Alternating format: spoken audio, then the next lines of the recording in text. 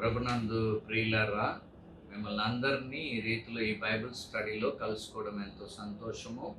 Beloved in Christ, we are very happy to meet you in this manner through the Bible study. మనము జయ జీవితం అనే అంశంలో మూడో భాగంలో ఉన్నాము. We are in part 3 of the theme Victorious Living. అపవాదిని జయించుట అనే అంశంని మనం చూస్తున్నాం. And we are looking into the topic of overcoming the devil. మనం ప్రార్థన చేసి ఈ వాక్యదానంలో స్టడీలోకి వెళ్దాం. Let us pray and get into the study. పరిశుద్ధుడు అయిన మా తండ్రి, కృపగల మా యేసుక్రీస్తు, O Holy Father and gracious Lord Jesus Christ, ఈ సాయంకాల సమయమున నీ వాక్యము నేర్చుకొనుటకు మాకు ఇస్తున్న ఈ కృపకై వందనాలు.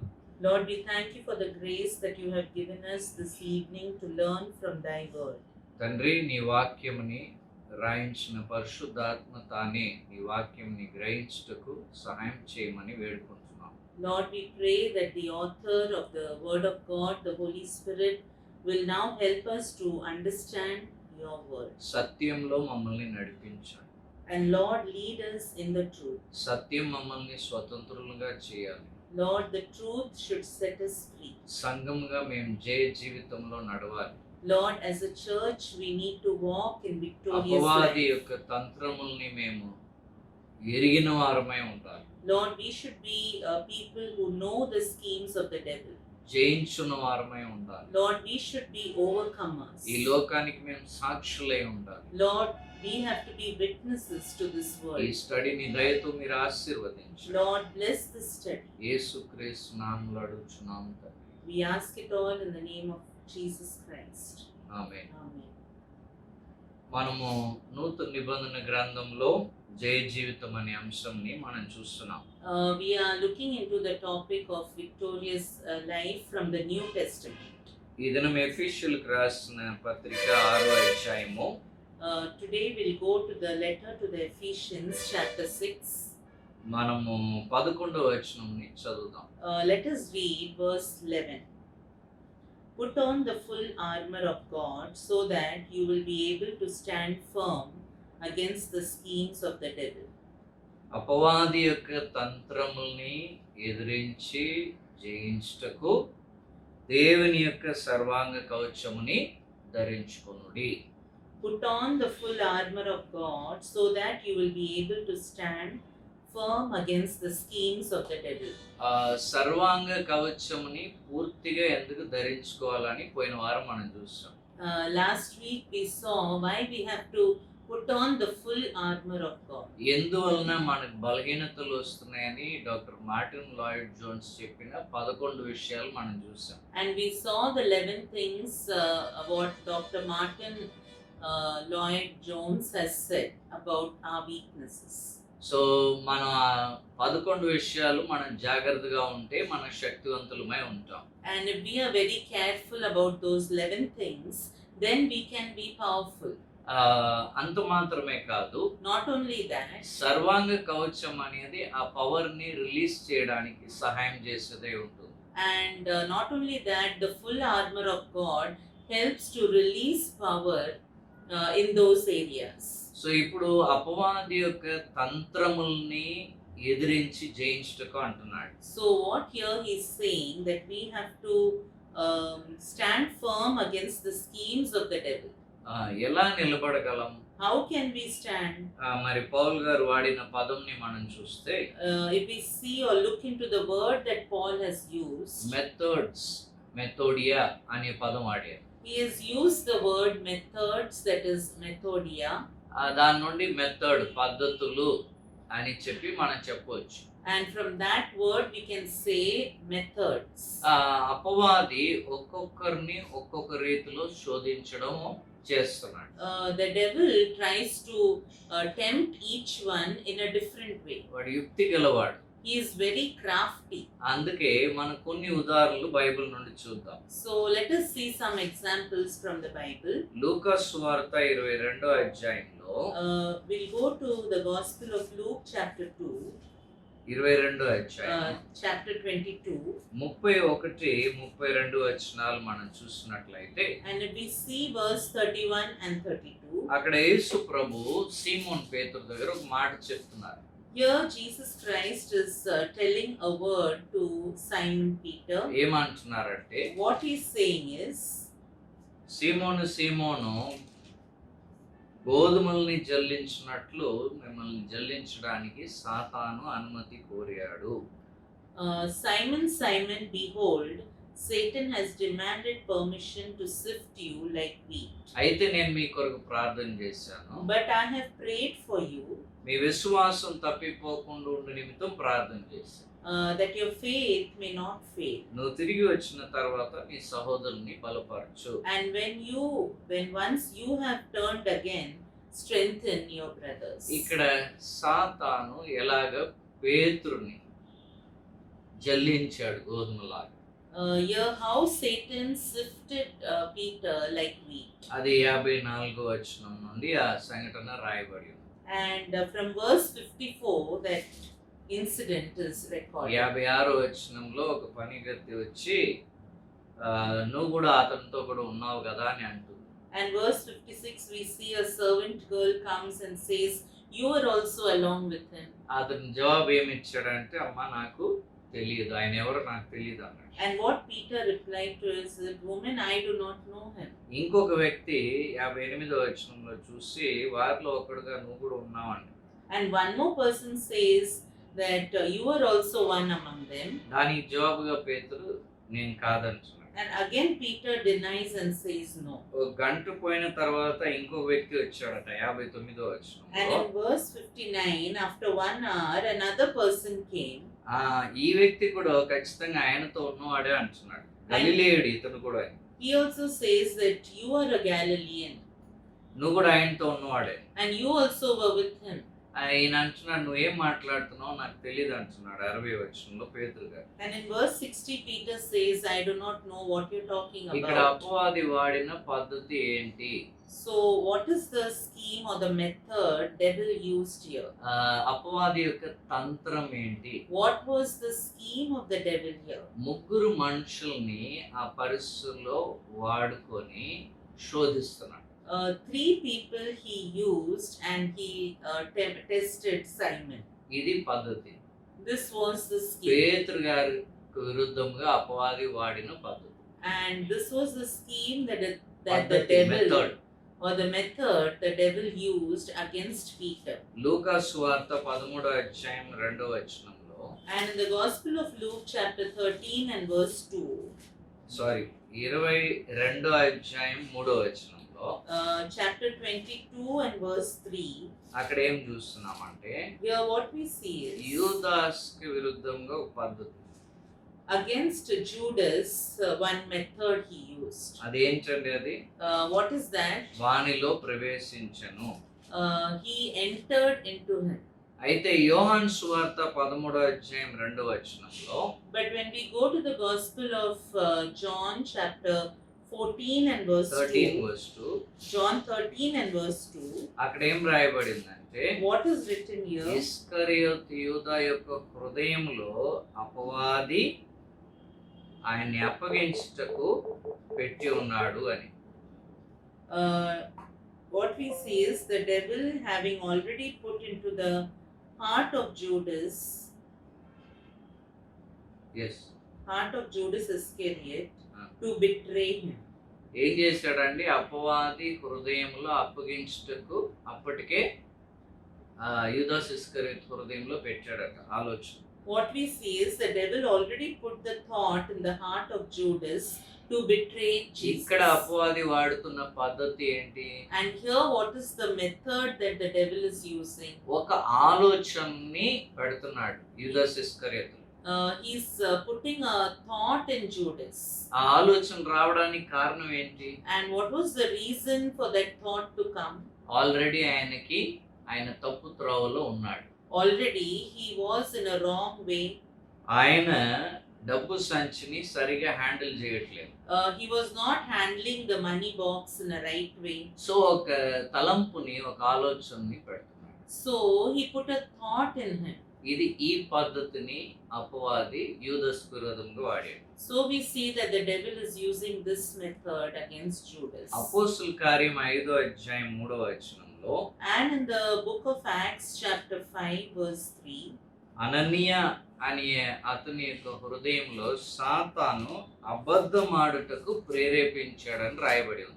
what is written here is Satan inspired the heart of Ananias to speak a lie. ఏమని రాయబడి ఉంది? What is written here? హృదయముని ఏం చేశాడట? అబద్ధమాడుటకు ప్రేరేపించాడు. Satan filled his heart to lie to the Holy Spirit. ఎందుకు? Why? ఎందుకు అలాంటి ఒక ఆలోచన వచ్చింది? Why such a thought came into him? భార్య భర్తలు తప్పైన కన్క్లూషన్ కు వచ్చారు కాబట్టి. Because both the husband and wife, they came to a wrong conclusion. వారి కన్క్లూషన్ ఏంటి? What was their conclusion? లేవీయుడైన యోసేపు ఆస్తిని అమ్మి అపోస్తుల పాదం ధర పెట్టాడు. Joseph, a Levite, he sold his property and brought the money at the feet of the apostles. అది ముందు అధ్యాయం 4వ అధ్యాయం 36వ వచనంలో ఉన్నది. That we can see in chapter 4 and verse 36. అదే పనిని వీళ్ళు కూడా చేయాలని నిర్ణయించుకున్నారు. And they wanted to do the same thing. Ananias సఫీరా, Ananias and Sapphira.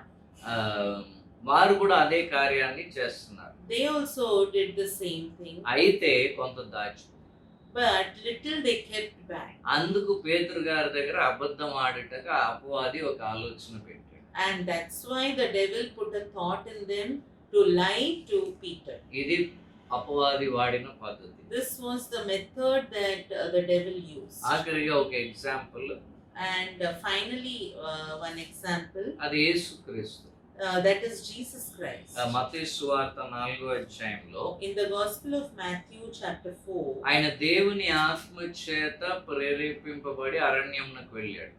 he went into the wilderness because he was led by the Spirit of God. దేవుని ఆత్మ నడిపింపులో 40 దినాలు 40 రాత్రులు ఈ కుమారుడైన యేసుక్రీస్తు తండ్రితో సహవాసం కలిగి ఉంటున్నారు.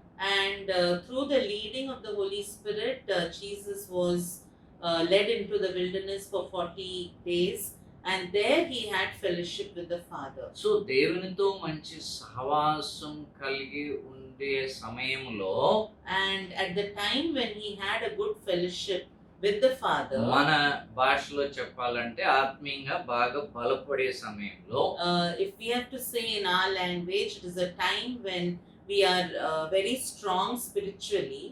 ఆ టైంలో అపవాది వచ్చి శోధిస్తుంది. At that time, the devil comes and tempts us. ఒక్కొక్కరికి ఒక్కొక్క time, For everybody, there is one time ఒక్కొక్క పరిస్థితి, and one situation, వారి జీవిత విధానము, and their lifestyles, వారికున్న పోరాటము, and the warfare they are facing, వారు ఎక్కడ తప్పిపోతున్నారు, and where they are falling down. ఇవన్నీ గమనించి ఒక స్కీమ్, ఒక తంత్రముగా అప్రోచ్ అవుతున్నాడు. He sees all this and he approaches with a scheme. దానికి ఒక పద్ధతి.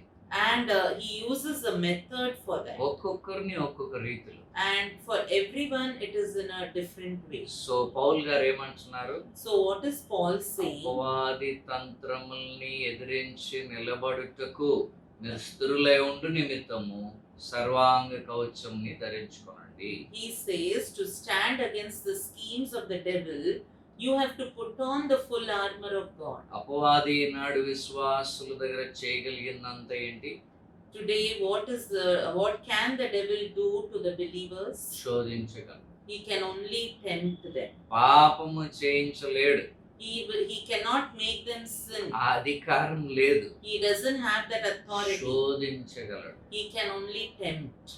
ఆలోచనలు పెట్టగలడు. And he can only put thoughts in them. మనం తప్పైన మార్గముని మనం ఎన్నుకుంటే, If we choose a wrong way, అంటే వాక్యానికి విరుద్ధమైన పద్ధతులు మనం వెళ్తుంటే, if we will go in a way that is against the word of God, ఆలోచనలు పెడతా ఉంటాడు. he will keep on putting thoughts in our mind. Inspire చేస్తూ ఉంటాడు. And he will be inspiring us. ప్రేరేపిస్తూ ఉంటాడు. He will be inspiring us. దానికి లోబడి మనం పాపం చేస్తాం. చేస్తాం. and we will obey that and we will commit Eenadu sin. అపవాది చేసేది ఏంటి? Today, what is the devil మన doing? ఆత్మీయంగా బలంగా బలపడుతున్నాను అనే టైంలో కూడా వచ్చి శోధిస్తాడు. Even when we are being strengthened spiritually, even that time he will come and tempt మనం us. ఫాస్టింగ్ ఉండి బాగా దేవునితో సహవాసం చేసామని అనుకున్న టైం కూడా వస్తాడు. Even when we are fasting and when we think we are in a good fellowship with God, he will come even at that నేను time. దేవునితో దినదిన సహవాసం బాగా మెయింటైన్ చేసుకుంటున్నాను అనే టైంలో కూడా వస్తాడు. Even when we can say that I am really maintaining my fellowship with God, even at that time the devil will come. అందుకే తంత్రముని అన్నాడు. That's why he said it is scheme.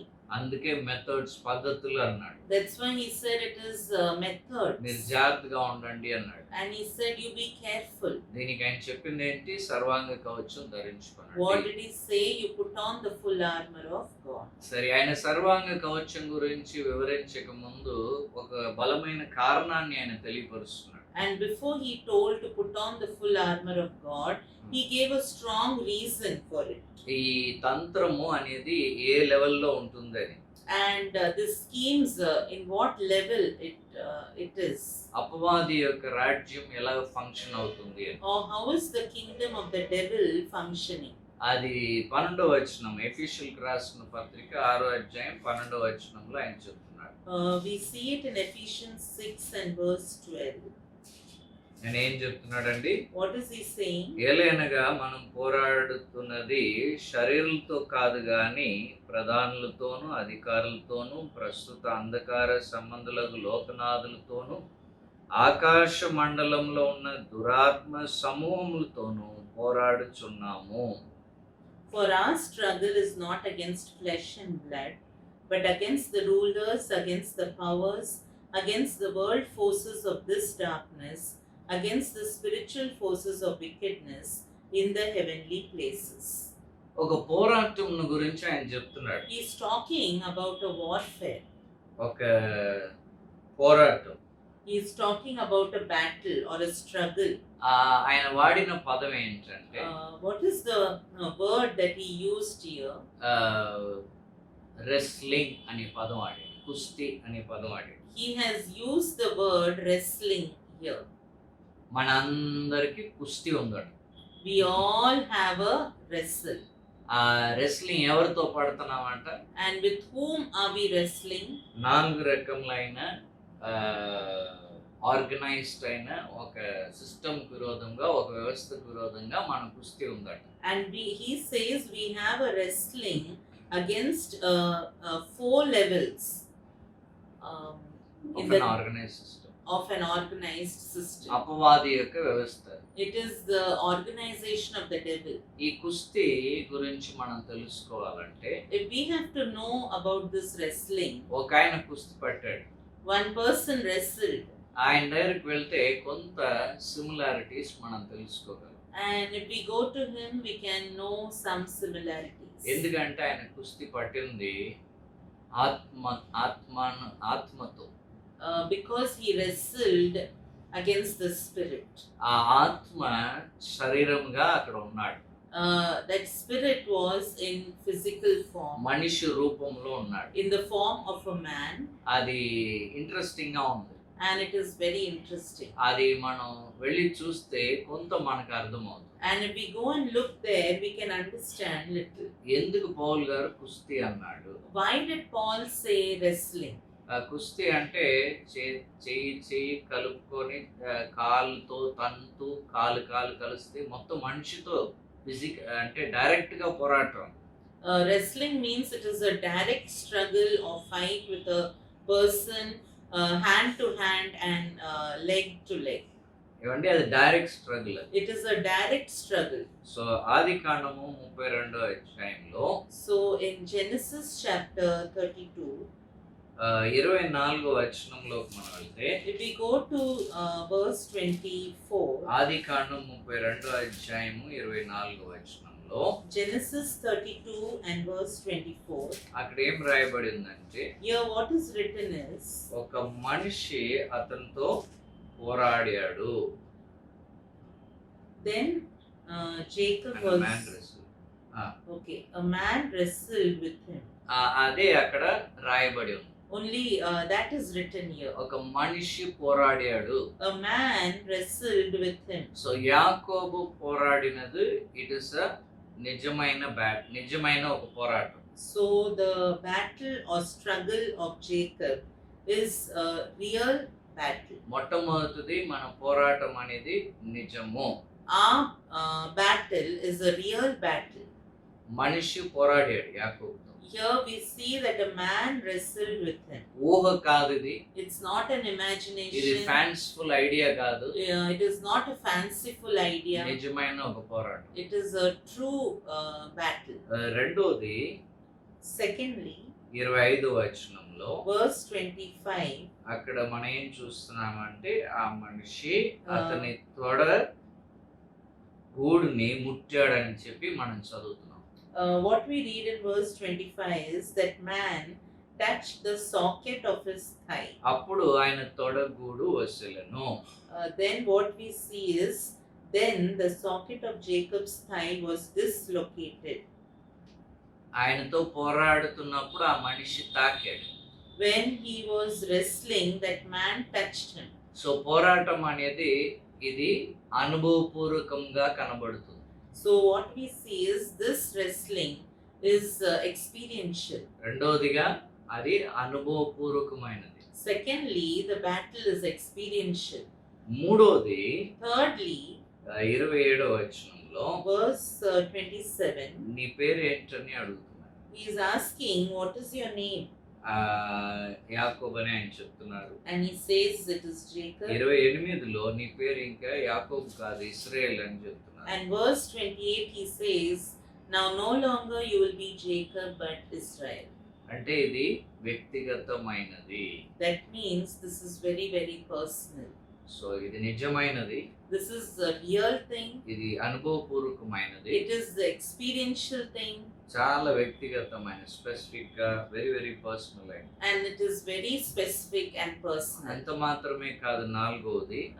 Not only that, the fourth thing is 29వ వచనము. in verse 29.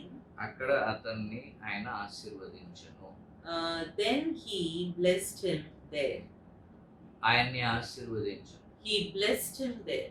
ఏమైందండి ఆశీర్వాదం? What happened to the blessing? All of a sudden ఏసావుని ఎదుర్కోవడానికి ఒక ధైర్యం వచ్చింది.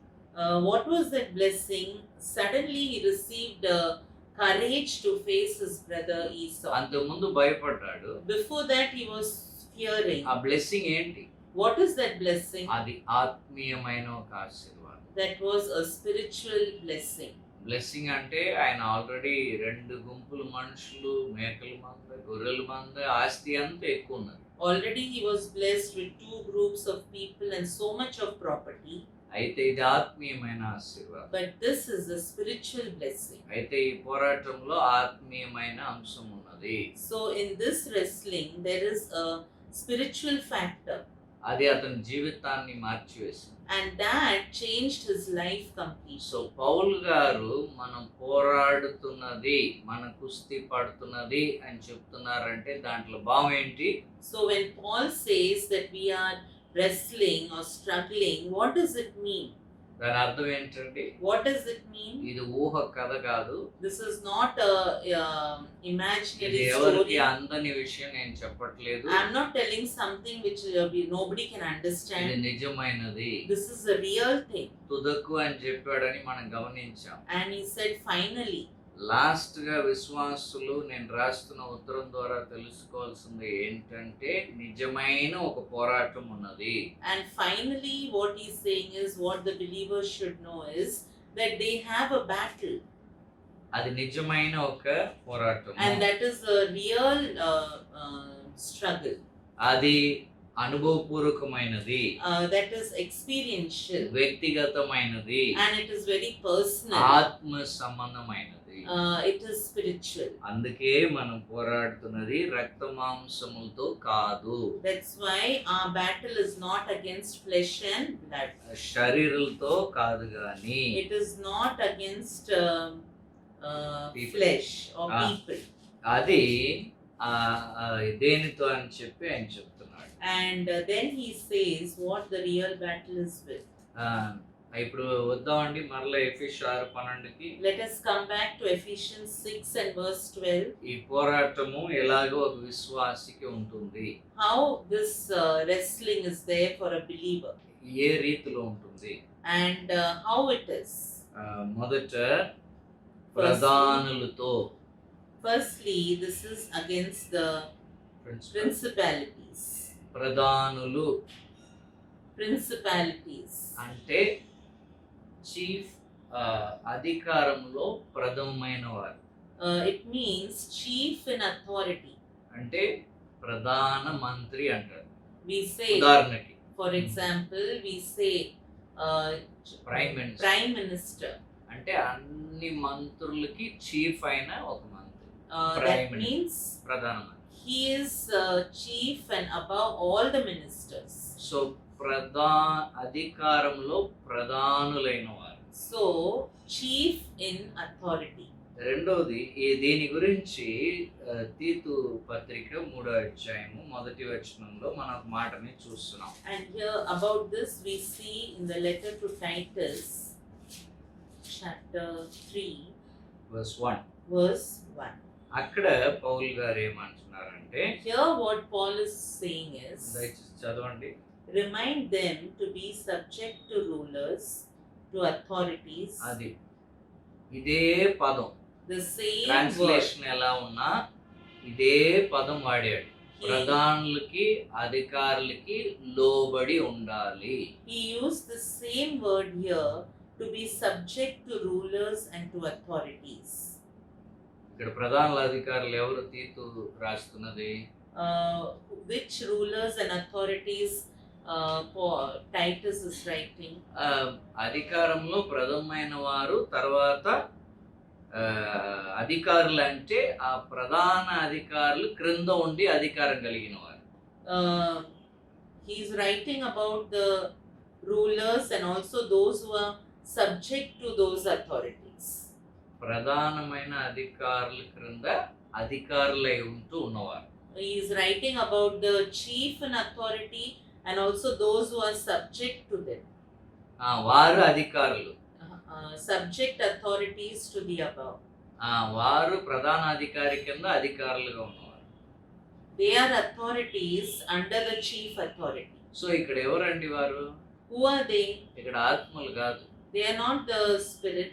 ఇక్కడ మనుషుల గురించి తీతు పత్రికలు రాస్తున్నారు. Here in the letter to Titus, Paul is writing about people. మనం ఎందుకు ఇది చూస్తున్నాం? Why are we seeing this? ప్రధానుల అధికారులు అంటే ఎవరు అని తెలుసుకోవడానికి కొన్ని వచనాలు చూస్తున్నాం. Just to understand who are these principalities, the rulers, we are seeing some verses to understand it. కొలోసి 2:15లో యేసు ప్రభు సిలువలో చేసిన కార్యంని పౌలు వివరిస్తూ ఈ రెండు పదాలే వాడుతున్నారు. And in Colossians 2:15, Paul is writing about how Jesus triumphed over the cross. He's writing about these two rulers and authorities. ఈ రెండు పదాలని ఆయన వాడుతున్నాడు. He is using these same two words. ఆ పదాలు ఏంటంటే, What are those words? ప్రధానుల్ని అధికారుల్ని నిరాయుధుడుగా చేసి. He has written, disarmed the rulers and authorities. యేసు ప్రభు సిలువలో ప్రధానుల్ని అధికారుల్ని నిరాయుధులుగా చేశాడు. Jesus Christ on the cross, he disarmed the rulers and authorities. ఆ సిలువలో ఆయన చేసినది శరీర విషయమా ఆత్మ విషయమా? On the cross, did he do this for the spirit or for the people? ఆత్మ సంబంధమైన ప్రధానుల అధికారుల, శరీర సంబంధమైన ప్రధానుల అధికారుల? Are these rulers and authorities spiritual, or are these rulers and authorities physical? రెండు చేశాడు. He did both the things. అక్కడ chief ఎవరు? Then who is the chief? రోమా ప్రభుత్వం. It was the Roman government. సిలువ వేయడానికి వారు జడ్జ్మెంట్ ఇచ్చారు. They gave a judgment for him to be వారి crucified. క్రింద ఉన్న అధికారులు ఎవరు? And who are the people under them? ఈ ప్రధాన యాజకులు, పెద్దలు, వీళ్ళందరూ. యూద and, మతాధికారులు. and all these Pharisees and Sadducees or scribes who were under them. యూద మతాధికారులు. They were the Jewish leaders. So వీళ్ళిద్దరిని ఆయన ఏం చేశాడు, వీళ్ళిద్దరి యొక్క ప్లాన్స్ ని సిలువ మరణము ద్వారా యాక్చువల్లీ ఆయన లయపరిచాడు. And he destroyed the plans of both of them through his death on the cross. వాళ్ళు ఏమనుకున్నారు, What did they think? వాళ్ళు అనుకున్నారు ఈయన అంతం చేస్తున్నాం. They thought that they are putting an end to him. Actually ఆయన మరణిస్తేనే ఆయన మూడో దినం లేగలడు. But only when he dies, he can rise up on the third day. అందువలన ఆయన వారిని పనికి రాకుండా నిరాయుధులుగా చేశాడు. And that's why he disarmed them. అపవాది ప్రధాని యొక్క ఆలోచన ఏంటి?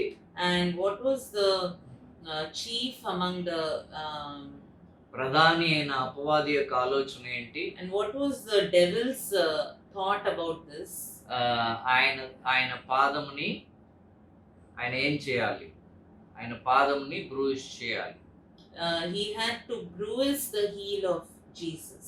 ఈ యేసుక్రీస్తు ఏమో ఆయన తలని చితకొట్టాలి. And Jesus Christ had to bruise his head.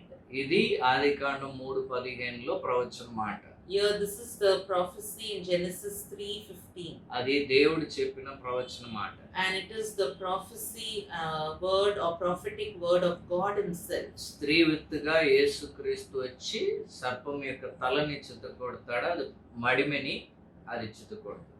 Jesus Christ will come as the seed of a woman, and he will bruise the head of the devil, and the devil will bruise his heel. So ఇది ప్రధాన విషయం, అక్కడ అధికారుల విషయము, అక్కడ నిరాయుధులుగా చేశారు. And he disarmed the rulers and authorities. So ఈ పదము పౌలు గారు సిలువలో యేసుక్రీస్తు చేసిన పనికై వాడుతున్నాడు ఈ రెండు పదాలు. And Paul is using these two words for what Jesus Christ did on the cross. అలాగే సంఘమునకు వాడుతూ And in the same way he used it for the church. ఎఫెసీయులకు రాసిన పత్రిక 3:10 In the letter to the Ephesians chapter 3 and verse 10. అక్కడ దేవుని యొక్క నానా విధములైన జ్ఞానము ఆకాశ మండలంలో ఉన్న ప్రధానులకు అధికారులకు ఇప్పుడు తెలియబరచబడాలి అని చెప్పి రాస్తున్నాడు. And what is సంఘము ద్వారా writing is, తెలియబరచబడాలి. so that the manifold wisdom of God might now be made known through the church to the rulers and authorities in the heavenly places. ప్రధానుల అధికారులు ఎవరు? Who are the rulers and authorities? ప్రధానమైన వాడు, ప్రధానులుగా ఉన్న అధికారం కలిగిన వారు, తర్వాత వారి క్రింద అధికారం కలిగి function అవుతున్నవారు. The devil, who is the chief, and then the powers who are subjective to the authorities above them. So మనం పోరాడుతున్నది ఎవరితో? So our struggle is with whom? ఈనాడు సంఘం నానా విధములైన జ్ఞానంని కనబరిచేది ఎవరి దగ్గర? Today the church has to show the manifold wisdom of God to whom? ప్రధానులకి, అధికారులకి. To the rulers and authorities. To the principalities and powers. ప్రధానులకి, అధికారులకి. To the principalities and powers. వారికే కనబరచాలి. They have to show it to them only. మన పోరాటం ఎవరితో? Our battle is with whom?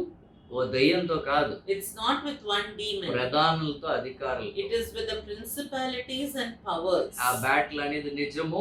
And that battle is real. అది వ్యక్తిగతంగా ఉండవచ్చు. It can be personal. అది ఆత్మ సంబంధమైన యుద్ధము. It is a spiritual warfare. మనకు అనుభవం కూడా కలుగుతుంది. And we can also have an experience. ఇదే ఇందుకే సంఘం ఇప్పుడు నియమింపబడి ఉన్నది. And that's why now the church has been established. అందుకే పౌలు గారు మన పోరాటం అన్నారు. And that's why Paul says it is our struggle. ఎఫెసు సంఘస్థులు ఏం చేశారంటే, What did the believers in Ephesus do? వారు సువార్త విని, They heard the gospel. అపోస్తల కార్యం 19వ అధ్యాయంలో In Acts chapter 19. 19వ వచనంలో In verse 19. వారు దేంట్లో ఇన్వాల్వ్ అయిన వారు? In what were they involved? వారి మాంత్రిక కార్యాల్లో ఇన్వాల్వ్ అయిన వారు. They were practicing magic. వారు మంత్ర సంబంధమైన కార్యాల్లో ఇన్వాల్వ్ అయిన సంఘం. They were a church who were involved in practicing magic.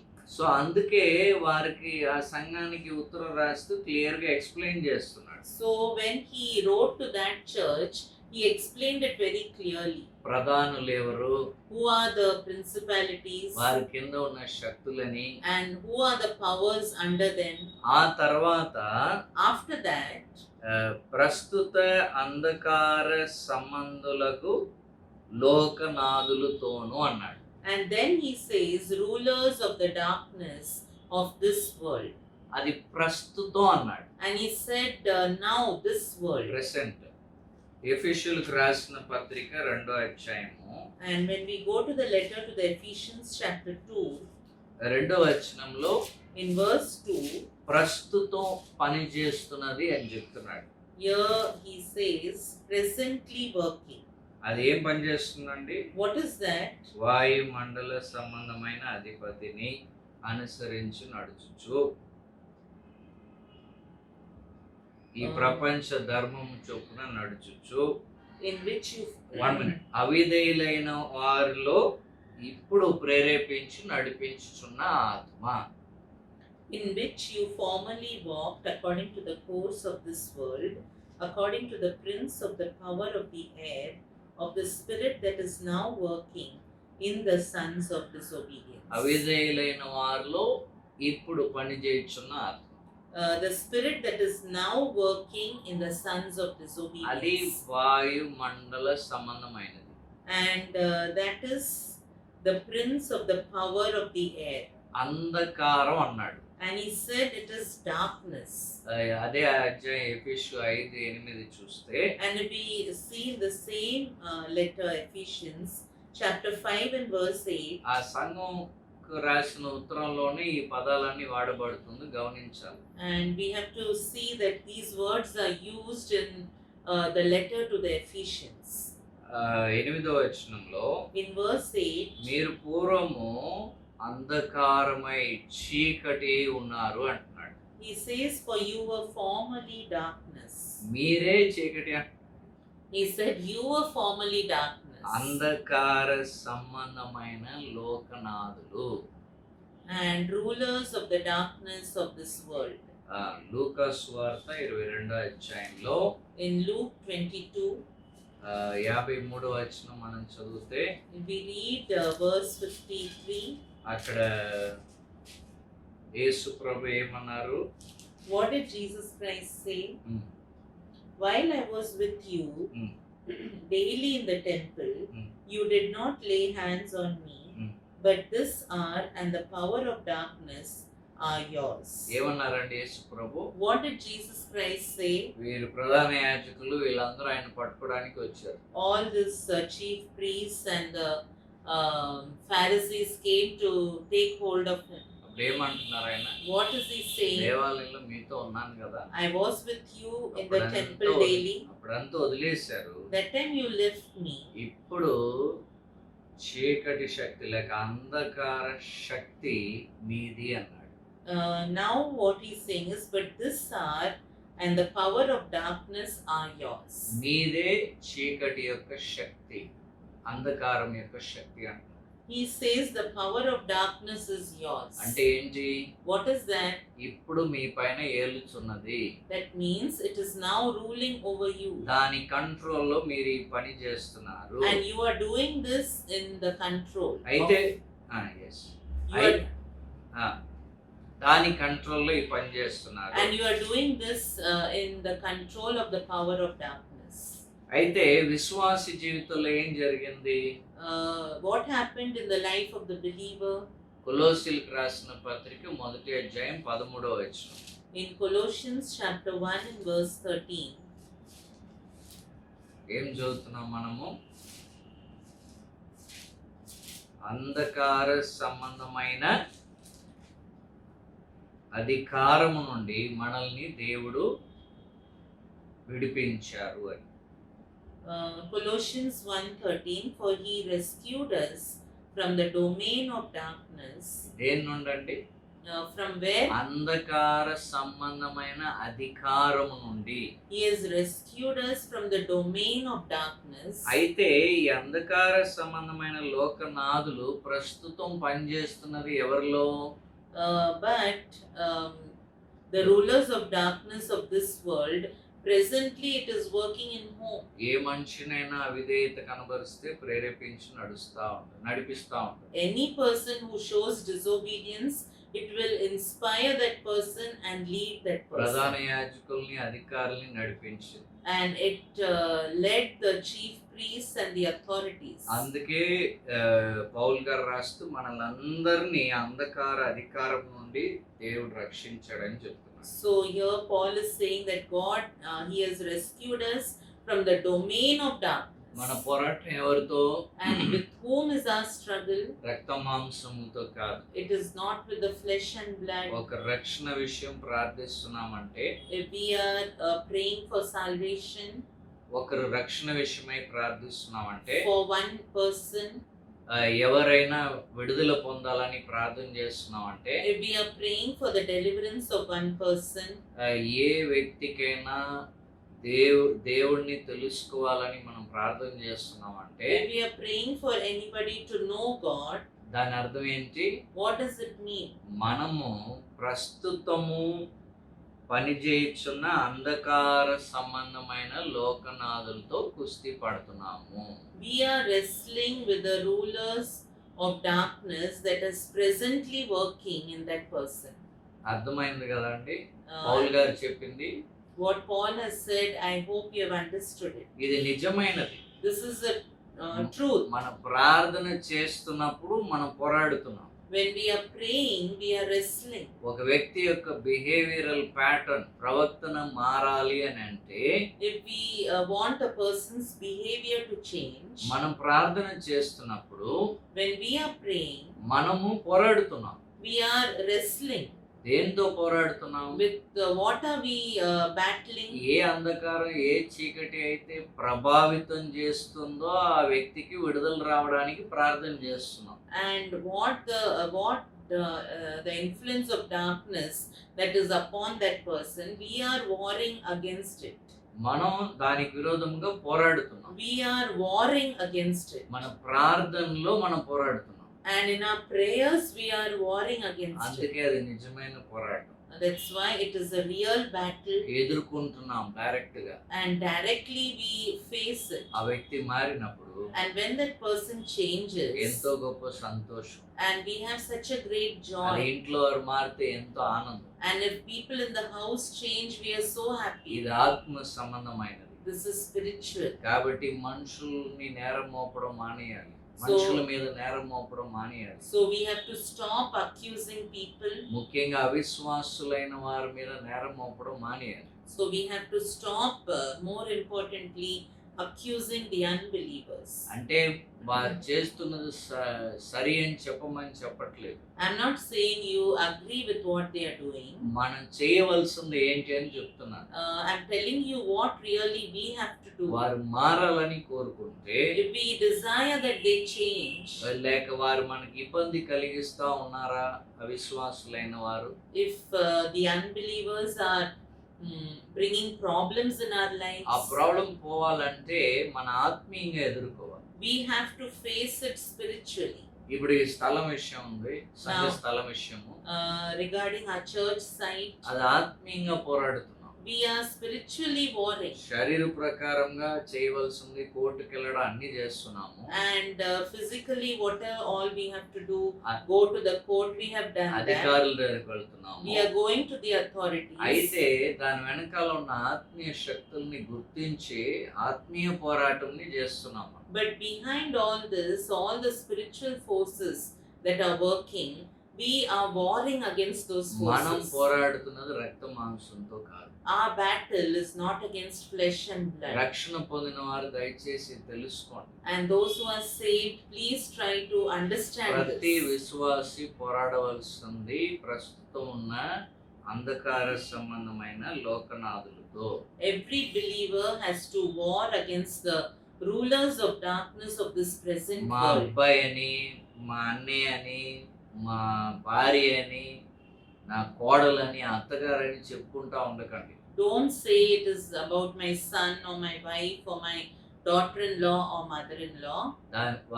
వారిని ప్రేరేపించుచున్న చీకటి. It is the forces of darkness that are inspiring them. లేక ఒకప్పుడు ప్రేరేపించి వారిలో ఆలోచనలు పెట్టిన అపవాది. Or it is the devil who has already put something into them. నేనేం అందరు దెయ్యం పట్టిన వాళ్ళని చెప్పట్లేదు. I'm not saying they are all demon possessed. ప్రేరేపించి ఒక ఆలోచన పెట్టి ఉంటాడు. He would have just inspired and put a thought in them. మనం చూసాం కదా మెథడ్స్ ఎలా ఉంటాయని. We saw what are the methods. నువ్వు ప్రేమించొద్దు, You don't love. వారు ప్రేమించుని నిన్ను, Let them love you. అంతే. ఇది ఒకటే ఆలోచన. This just a thought will come. ఈ ఆలోచన పెడతాడు అపవాది. He will just put a thought in you. అవును అంతే కదా, నేను ఎందుకు ప్రేమించాలో, వారే నన్ను ప్రేమించుని అని అనుకుంటారు. And then they will think, yeah, why should I love them? Let them love me. నేను ఎంత చేశాను వారికి, వారే ఇప్పుడు నాకు చేయాలంట. How much I did to them, now they have to do it in return. ఇలాంటి ఆలోచనలు అపవాది పెట్టేవి. So all these thoughts the devil will put in us. So మనం దీన్ని గ్రహించి మనం పోరాడగలిగితే, So if we can understand that and if we can try to fight against it, మన జయం చూడగలం. we can see the victory. నాలుగవదిగా ఆయన ఏమంటున్నారంటే, Fourthly, what he's saying is, ఆకాశ మండలంలో ఉన్న దురాత్మ సమూహములతో పోరాడుచున్నాము. he says we are battling or struggling against the spiritual wickedness in high places. ఆకాశ మండలంలో ఉన్న దాంతో మనం పోరాడుతున్నామంట. We are warring against spiritual wickedness in high places. కొరింథీయులకు రాసిన 2వ పత్రికలో In 2 Corinthians 11వ అధ్యాయం chapter 11 13వ వచనం, verse 13. For such men are false apostles, deceitful workers, disguising themselves as apostles of Christ. దీనికి ఒక మంచి పేరు పెట్టాడు. ఏం పెట్టాడండి ఆయన?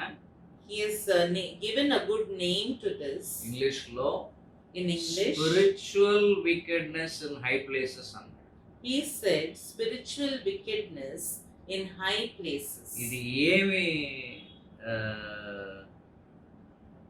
దుష్టతనం అంటే, దురాత్మలంటే, What wickedness is this? ఆత్మ సంబంధమైన దురాత్మ, ఆత్మ సంబంధమైన దుష్టత్వంని కలిగించే దురాత్మ.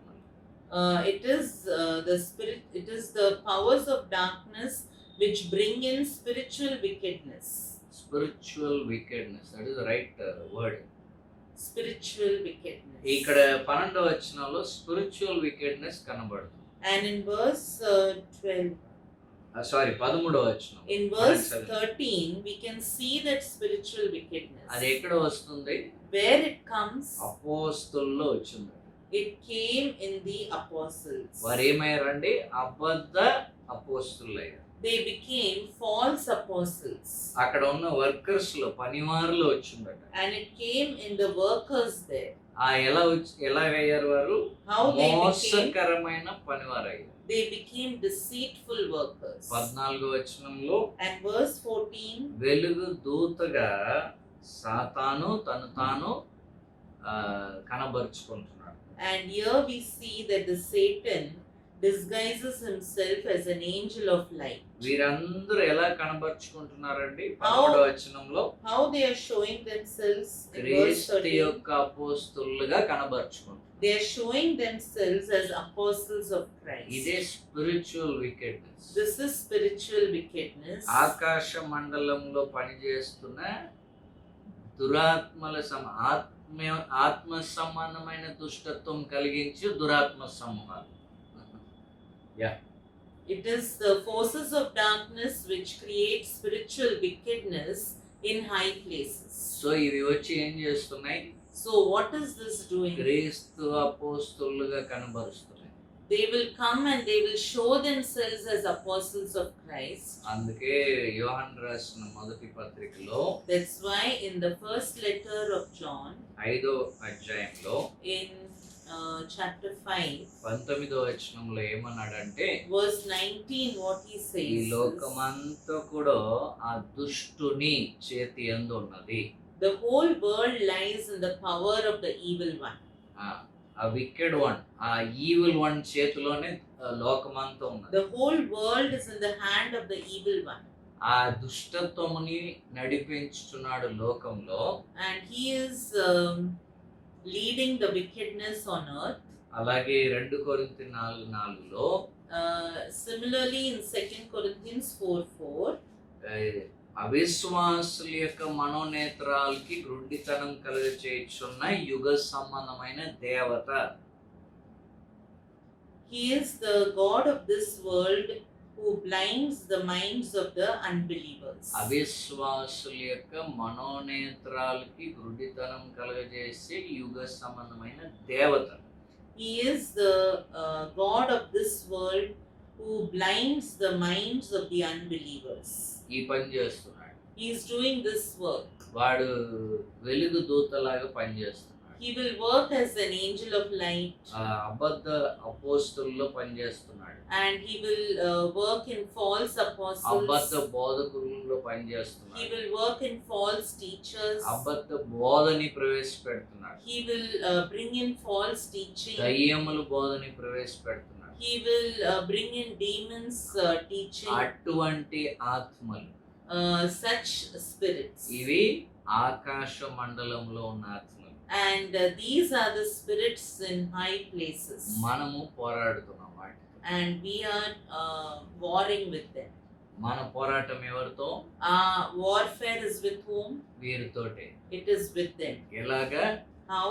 సత్యంని సత్యంగా ప్రకటిస్తే When we preach the truth as it is, direct గా మనం పోరాడుతాం. we are directly warring with it. ఎరిగిన సత్యం కొరకు మనం ఇదే రైట్ అని నిలబడితే, When we stand for the truth that we know, మనం డైరెక్ట్ గా పోరాడు. we are directly warring with them. ఎవరైనా అడిగితే, If anybody asks, ఒక అబద్ధ ప్రవక్త గాని బోధకుడు గాని బోధని తీసుకొస్తే, if any false teacher or prophet brings a false teaching, వాక్యం లేదు కాబట్టి దాన్ని విసర్జిస్తే, నిరాకరిస్తే డైరెక్ట్ గా పోరాడుతాం. if we reject it because it is not in the word of God, we are directly warring against them. అందుకే ప్రార్థనలో ఎవరి కొరకు ప్రార్థన చేయాలి? That's why for whom we have to pray. దైవ సేవకుల కొరకు ప్రార్థన చేయాలి. We have to pray for the servants of God. దేవుని ఆత్మ చేత నడిపింపబడాలని ప్రార్థన చేయాలి. We have to pray that they should be led by the Holy Spirit. అప్పుడు మనం ఏం చేస్తున్నాం? Then what are we doing? Direct గా ఈ వీరితో పోరాడుతున్నాం. We are directly warring against them. So Paul గారు ఎఫెసు పత్రికలో రాస్తూ, So Paul writing to the Ephesians, దేవుని సర్వాంగ కవచం మీరు ఎందుకు ధరించుకోవాలంటే, why you have to put on the full armor of God? దానికి కారణం చెప్పారు. He has given the reason for it. స్థిరంగా నిలబడాలి. To stand firm. ఎందుకు, ఎవరికి ముందు స్థిరంగా నిలబడాలి? We have to stand firm in front of whom? ప్రధానులు, before the principalities, అధికారులు, before authorities, ఈ లోకనాథులు, rulers of this world, దురాత్మ సమూహాలు, and the spiritual forces of ఈ darkness. నాలుగిటితో మన పోరాటం ఉన్నది. Warfare is with all these four groups. ఇది డైరెక్ట్ అయినది. This is direct. ఇది నిజమైనది. It is real. ఇది జయాన్ని తీసుకొచ్చు. This will bring victory. ఇది అనేక మంది జీవితంలో ఆశీర్వాదం తీసుకొచ్చు. And in many people's lives, this is going to bring blessing. మన జీవితంలో మాత్రం యాకోబులాగా కాదు. In our life, it is not like Jacob. ఇతరుల జీవితంలో ఆశీర్వాదం తీసుకొస్తుంది. It will bring blessing in others' ఇప్పుడు lives. సంఘం ఎందుకు ఉందండి? Why the church is there? ఇప్పుడు ఆకాశ మండలంలో ఉన్న ప్రధానులకు, అధికారులకు దేవుని యొక్క నానా విధములైన జ్ఞానముని తెలియపరచడానికి. The church is there to show the manifold wisdom of God now to the rulers and authorities in the high అదే places. ఎఫెసు 3:10లో మనం చదివాం. That's what we saw in Ephesians 3:10. ఇది భయపడే మ్యాటరే కాదు, This is not something to be afraid of. ఇది పోరాడే matter. This is a thing to be warred against. అపవాది యొక్క తంత్రముల్ని ఎరగని వారము కాము. We are not people who are ignorant of the schemes of the devil. తెలుసుకుంటున్నాం. We are learning about it. ఎలా పేతురు దగ్గర వెళ్ళాడు, How he went to Peter, Eudes దగ్గర ఎలా వెళ్ళాడు, how he went to Yesu Judas, ప్రభు దగ్గర ఎలా వెళ్ళాడు, how he went to Jesus, అననీయ దగ్గర ఎప్పుడు వెళ్ళాడు, how he when he went to Ananias. ఇవన్నీ నేర్చుకుంటున్నాం. All this we learn. కాబట్టి మెలకుగా ఉందాం, So let us be awake ఈ పోరాటంలో స్థిరంగా నిలబడదాం. and let us be firm in this warfare. జయ జీవితాన్ని మనం కట్టుకుందాం. Let us build a victorious life. దేవుని చిత్తం అయితే వచ్చే వారం ఆ సర్వాంగ కవచం గురించి చూద్దాం. And if it is the will of God, in the coming week, we will learn about the armor of God. ప్రార్థించాలి. Let us pray. పరిశుద్ధుడు అయిన మా తండ్రి, O Holy Father, సంఘం యొక్క పిలుపుని ఈ దినం మీరు జ్ఞాపకం చేసినందుకు వందనాలు. Lord, we thank you for reminding us about the call of the church. మేము విశ్వాసులంగా నీ చేత ఆశీర్వదింపబడడానికి మాత్రం కాదు, Lord, we as believers, it is not that we should receive the blessing from you. మేము ఇతరులకు ఆశీర్వాదం అవ్వాలని పిలిచారు. Lord, you have called us so that we become a blessing to others. అది ఈ పోరాడితేనే ఆశీర్వాదం అని మేము చూసాం. Lord, only when we wrestle and we war against these, then it will happen. ఈ ఆత్మీయ పోరాటంని మేము గుర్తించాలి. Lord, we should recognize the spiritual warfare. ఇది మాకు క్షేమము, Lord, this is safe for us, ఇది ఇతరులకు కూడా ఆశీర్వాదం. and it is a blessing to others. సంఘం యొక్క ఉద్దేశంని మీరు తెలియపరిచారు. And Lord, you made known the purpose of the church. విశ్వాసులు ఎందుకున్నారని తెలియపరిచారు. Lord, you made known the fact why the believers are there. నిరాయుధుడుగా నువ్వు చేసిన ఆ ప్రధానుల అధికారులకి దేవుని జ్ఞానంని తెలియపరచాలి. And to show the wisdom of God to the rulers and authorities. వాటిని నిరాయుధులుగా మీరు చేశారు. And you have disarmed them. సిలువలో జయించారు. And you have overcome on the Eenadu cross. మోసగిస్తున్న అపవాదిని మేము జయించాలి. And today, Lord, we need to overcome the deceiving evil one. మేము అపవాదిని జయించాలి. We have to overcome the devil. యేసు క్రీస్తు నామమును బట్టి జయించాలి. Because of the name of Jesus, we have to మేము overcome. సర్వాంగ కవచంని ధరించుకొని జయించాలి. Lord, we have to put on the full armor of God and overcome. ఈ స్టడీలో మీరు నడిపించినందుకు వందనాలు. Lord, thank you for leading us in this study. ఇది వింటున్న వారు చూస్తున్న వారందరికీ ఆశీర్వాదంగా చేయండి. Lord, all those who listen to this, all those who see this, make it a blessing to them. యేసుక్రీస్తు నామములో అడుగుచున్నాము తండ్రి. In Jesus Christ's name we pray. Amen. Amen. మన తండ్రి అయిన దేవుని ప్రేమయు, యేసుక్రీస్తు వారి కృపయు, పరిశుద్ధాత్మ దేవుని యొక్క సన్నిధి సహవాసం సదాకాలము తోడై ఉండి జయ జీవితంలో నడిపించును గాక. Amen. God bless you all. Thank you. Praise the Lord.